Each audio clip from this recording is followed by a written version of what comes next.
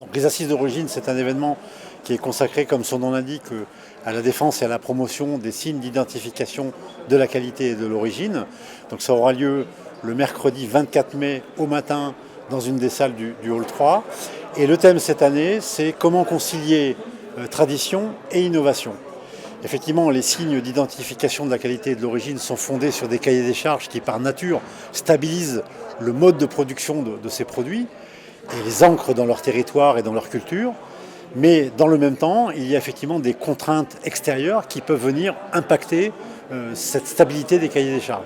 Je pense au changement climatique, je pense aux contraintes sanitaires, je pense aux contraintes de marché.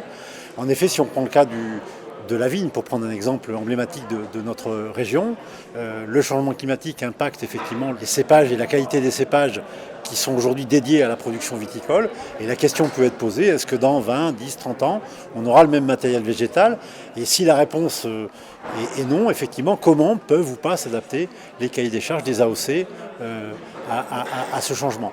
On a des questions de même nature dans les questions sanitaires.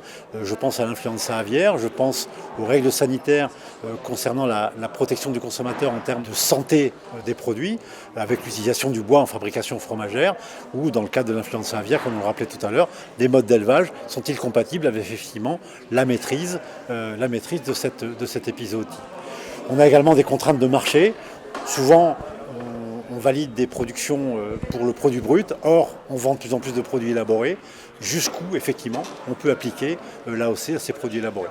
À l'issue de ces assises, aura lieu la signature d'une convention entre la FCD, Fédération du commerce et de la distribution, et COP de France nationale, visant à améliorer la mise en marché des productions issues des coopératives dans le cadre de la grande distribution.